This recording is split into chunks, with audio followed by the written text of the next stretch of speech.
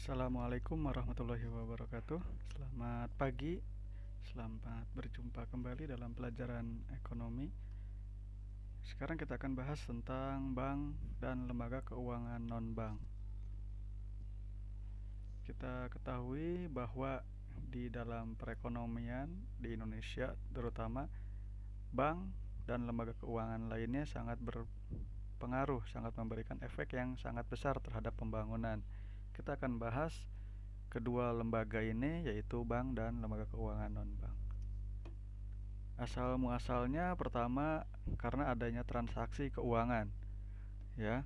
Adanya transaksi keuangan di mana pertamanya itu adalah barter, yaitu penjual bertemu langsung dengan pembeli.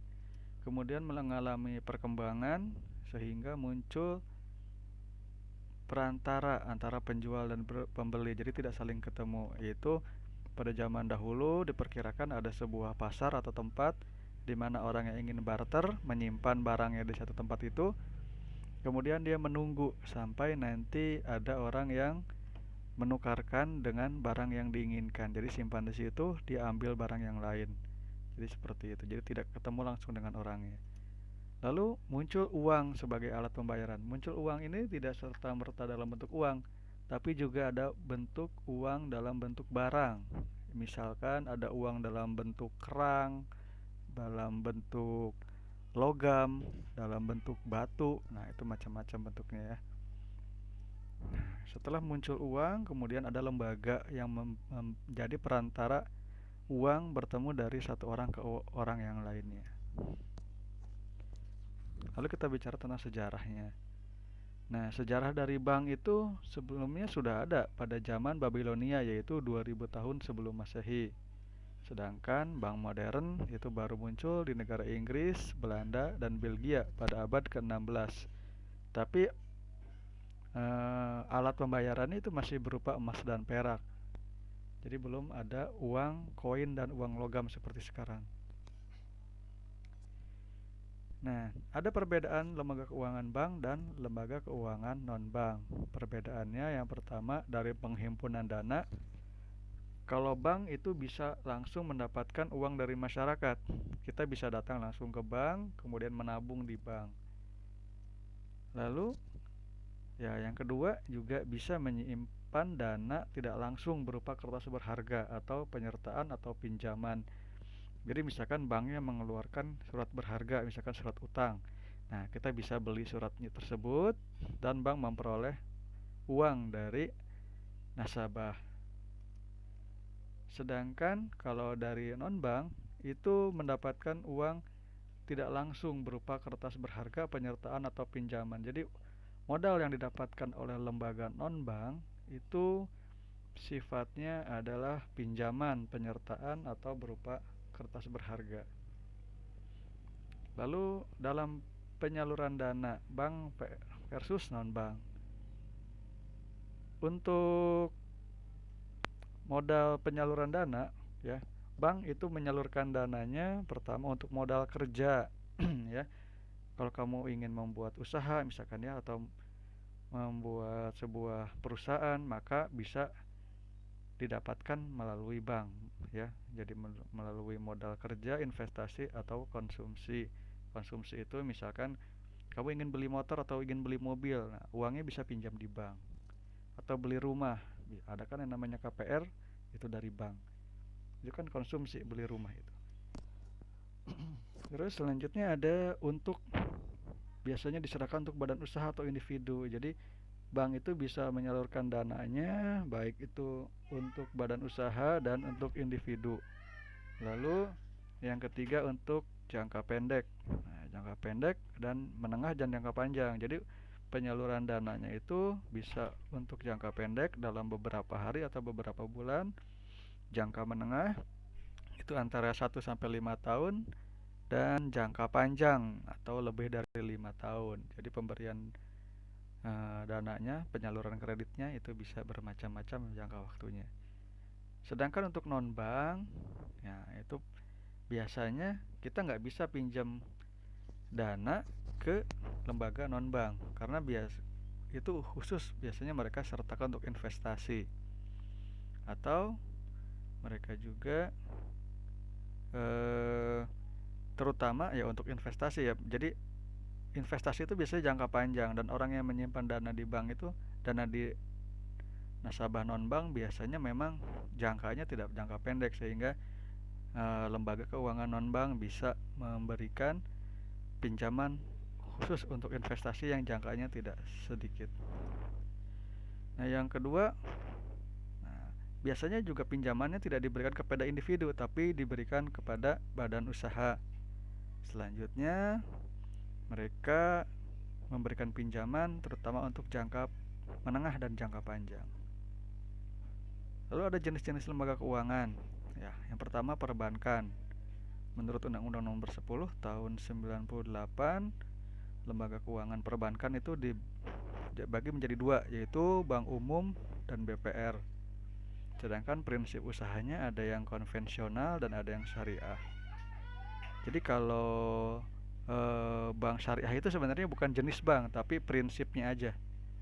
Ya, prinsip usahanya, bukan jenis banknya. Kalau jenis bank cuma ada dua, yaitu Bank Umum dan Bank Perkreditan Rakyat. Kalau non bank itu pertama ada leasing, asuransi, modal ventura, ancak piutang, pegadaian, dana pensiun, kartu kredit, dan pasar modal. Nah, untuk pengertian bank, pertama ada bank umum, yaitu bank yang melaksanakan kegiatan usaha secara konvensional atau syariah. Nah, ini juga sama ya. Bank Perkreditan Rakyat, bank yang melaksanakan kegiatan usaha konvensional atau syariah. Nah, tapi ada bedanya, yaitu memberikan jasa dalam lalu lintas pembayaran. Sedangkan kalau BPR itu tidak memberikan. Ya, di sini ada kata tidak memberikan jasa dalam lalu lintas pembayaran. Usaha BPR adalah menghimpun dana, ya. Jadi dia itu cuma buka tabungan atau deposito, ya. Hanya buka tabungan atau deposito dan menyalurkannya dalam bentuk kredit pinjam. Kalau bank umum itu tidak. Selain memberikan pinjaman dan menerima tabungan, bank umum juga melaksanakan lalu lintas pembayaran. Contohnya apa? Contohnya misalkan transfer. Kamu bisa tukar uang dolar ke rupiah atau sebaliknya di bank umum. Kalau di bank BPR kamu tidak bisa melakukan itu. Jadi BPR itu seperti kamu nabung di celengan gitu ya, hanya berikan uang atau ambil uang, hanya itu saja. Tapi kalau di bank umum itu bisa macam-macam jenis usahanya. Terus ada fungsi bank. Fungsi bank pertama adalah menghimpun dana dan menyalurkan kredit. Itu tadi ya, ini fungsi utamanya, yaitu mencari dana, tabungan, dan lain-lain, dan menyalurkannya dalam bentuk kredit ke masyarakat. Yang kedua, agent of development, yaitu menyediakan dana untuk pembangunan. Kita tahu sendiri bahwa fungsi bank terutama adalah memberikan pinjaman untuk melakukan pembangunan, baik itu pembangunan oleh pemerintah maupun pembangunan yang dilakukan oleh swasta dan individu. Misalkan kamu ingin buat rumah, ingin buat ruko gitu ya, ingin buat mall, itu bisa disediakan oleh bank. Yang ketiga, penyedia jasa keuangan, misalkan jasa transfer. Udah ngerti kan kalau transfer? Lalu ada safe deposit box. Nah, apa itu safe deposit box? Nah, nanti kamu cari sendiri ya. Lalu ada jaminan bank atau bank waran. Itu juga nanti kita cari.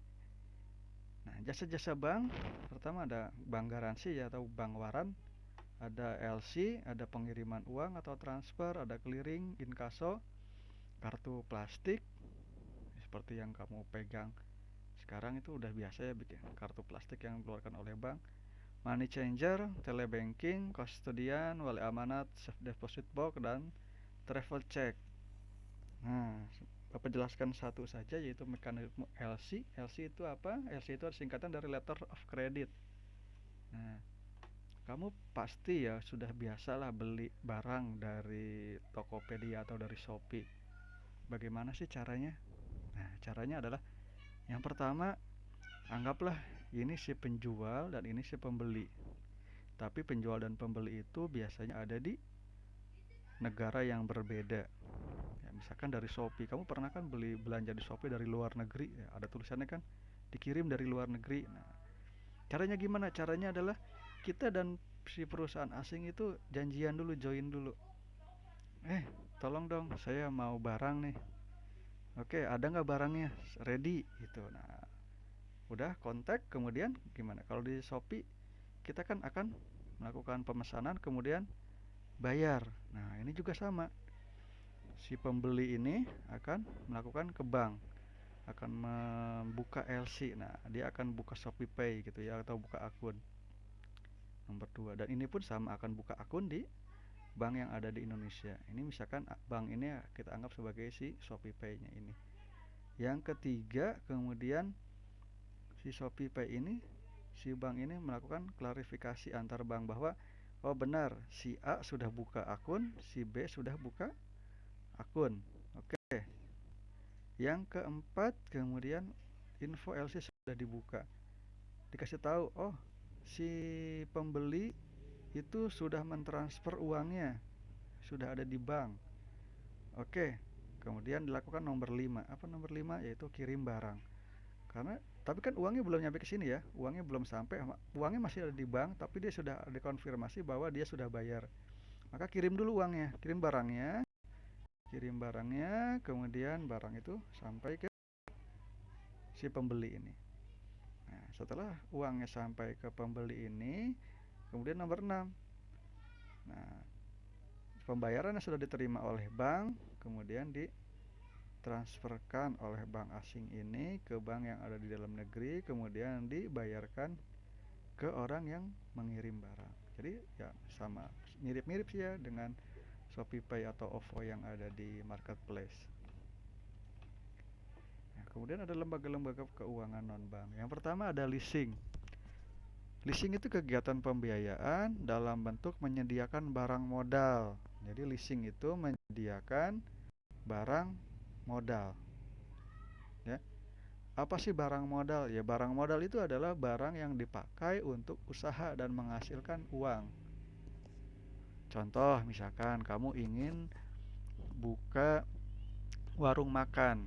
Nah, dia akan memberikan penyediaan barang modal. Contohnya kalau warung makan, ya misalkan kulkas, terus kompor, terus peralatan masak. Nah, itu adalah barang-barang modal. Dan caranya adalah dengan cara sewa, ya, sewa guna. Jadi, ya kita boleh menggunakan itu dengan cara sewa untuk digunakan oleh penyewa guna usaha selama jangka waktu tertentu berdasarkan pembayaran secara berkala. Jadi bayarnya berkala, misalkan sebulan sekali atau setahun sekali. Itu leasing. Nah, kadang kita salah pengertian ya, karena misalkan motor saya ditarik oleh leasing gitu, padahal motor itu bukan dipinjamkan. Nah, tapi yang ini yang kedua, yaitu anjak piutang. Nah, kita ke leasing kalau beli motor atau beli mobil melalui leasing itu sebenarnya namanya anjak piutang, bukan leasing. Yaitu badan usaha yang melakukan kegiatan pembiayaan dalam bentuk pembelian atau pengalihan serta pengurusan piutang atau tagihan jangka pendek suatu perusahaan dari transaksi perdagangan dalam mata luar negeri. Jadi gini, kita ngambil motor misalkan di dealer. Ya, kita ngambil motornya di dealer, harusnya yang nagih siapa? Yang harusnya yang menagih itu dealernya kan.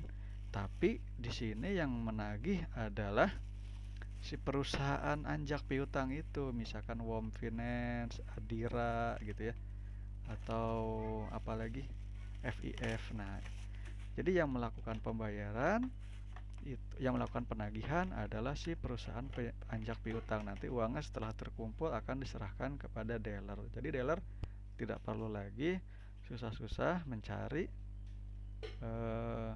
orang yang sudah membeli motornya secara kredit. Itu anjak piutang. Yang ketiga, dana pensiun, yaitu badan hukum yang mengelola dan menjalankan program yang menjanjikan manfaat pensiun. Bedanya dana pensiun dengan tabungan adalah dana pensiun itu kamu menabung gitu ya, menabung terus sampai jangka waktu tertentu. Misalkan selama 10 atau 20 tahun kamu nabung terus tanpa diambil. Kamu juga tidak akan mendapatkan bunga apapun di situ atau tambahan apapun. Tapi nanti setelah kamu berhenti bekerja, kamu bisa mengajukan bahwa saya sudah berhenti bekerja. Maka nanti Si perusahaan dana pensiun itu akan memberikan kamu uang secara berkala setiap bulan. Nah, uang apa itu? Uang itu adalah, kan kamu nabung dari dulu ya, setiap bulan masukkan uang, kemudian uang itu pasti mereka kelola. Nah, keuntungannya itu mereka simpan dulu, nanti setelah kamu berhenti bekerja, maka keuntungan itu akan dikembalikan sedikit demi sedikit ke nasabahnya. Baru nanti kemudian setelah perjanjian selesai atau nasabahnya meninggal, maka seluruh tabungannya baru akan dikembalikan. Jadi gitu. Jadi keuntungannya adalah tabungan kamu tetap utuh dan setiap bulannya nanti kamu akan mendapatkan biaya atau bagi hasil dari usaha yang mereka lakukan selama kamu menabung. Itu dana pensiun.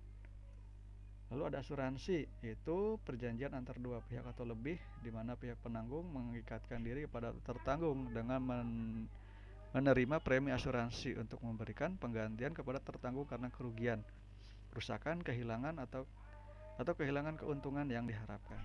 Jadi gini, kamu takut menderita sesuatu kerugian misalkan karena kebakaran. Nah, maka kamu akan membayarkan asuransi ke pihak lain.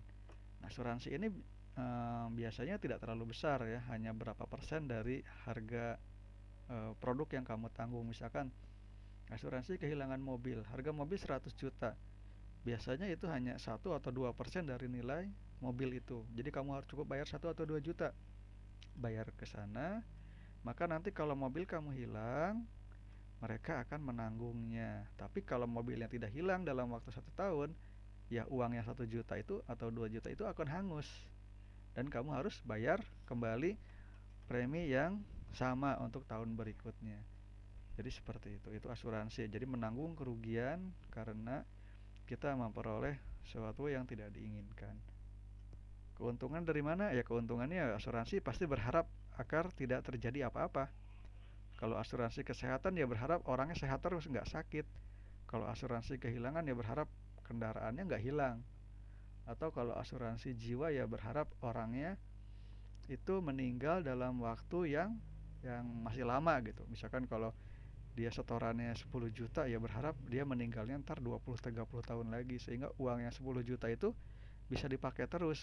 Karena kalau cepat meninggalnya berarti cepat pula bank harus atau lembaga itu harus mengembalikan uangnya. Yang selanjutnya ada modal ventura, yaitu bisnis pembiayaan dalam bentuk penyertaan modal ke dalam suatu perusahaan yang menerima bantuan pembiayaan untuk jangka waktu tertentu. Modal ventura itu seperti orang yang menawarkan modal untuk dipakai ketika kita ingin membuat sebuah usaha. Nah, ini agak sedikit berbeda dengan misalkan KUR gitu ya, atau kredit usaha rakyat dari bank. Kalau dari bank itu murni pinjaman.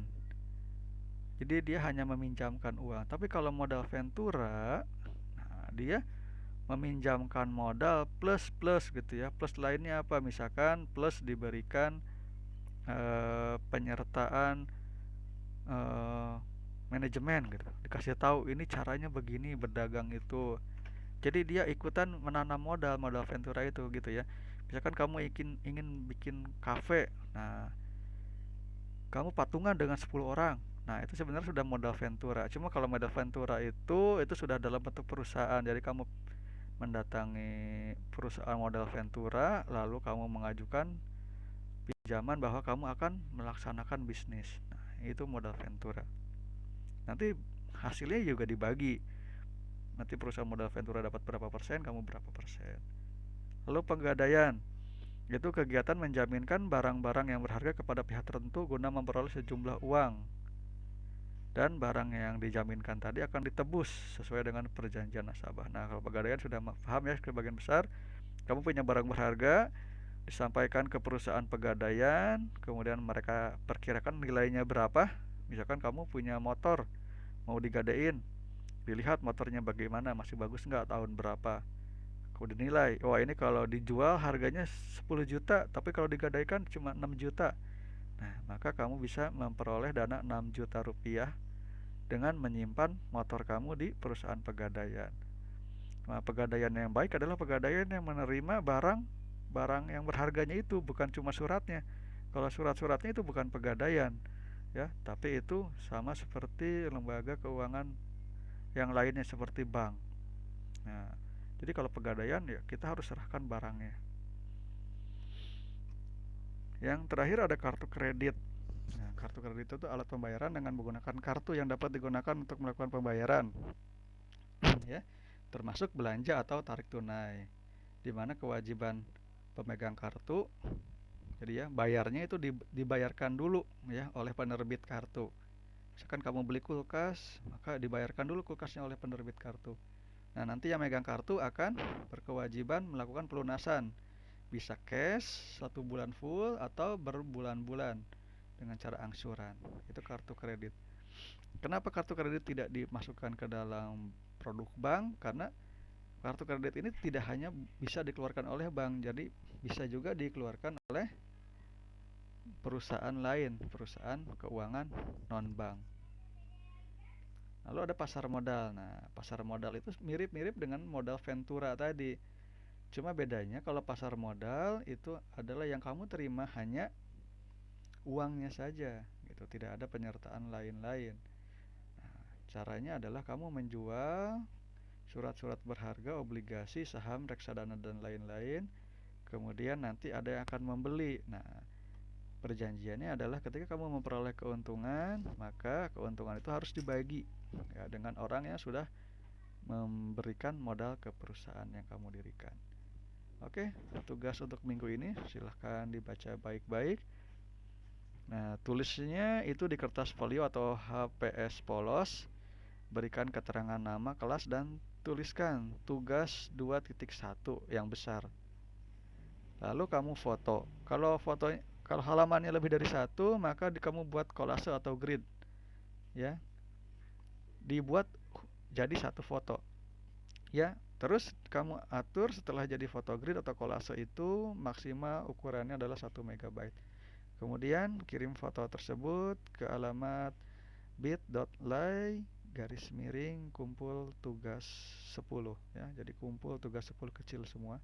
Kertasnya nanti disimpan ya, kertas tulisan kamu disimpan dan nanti akan kamu kumpulkan. Oke, demikian. Sampai bertemu minggu depan. Assalamualaikum warahmatullahi wabarakatuh. Ajarin dada.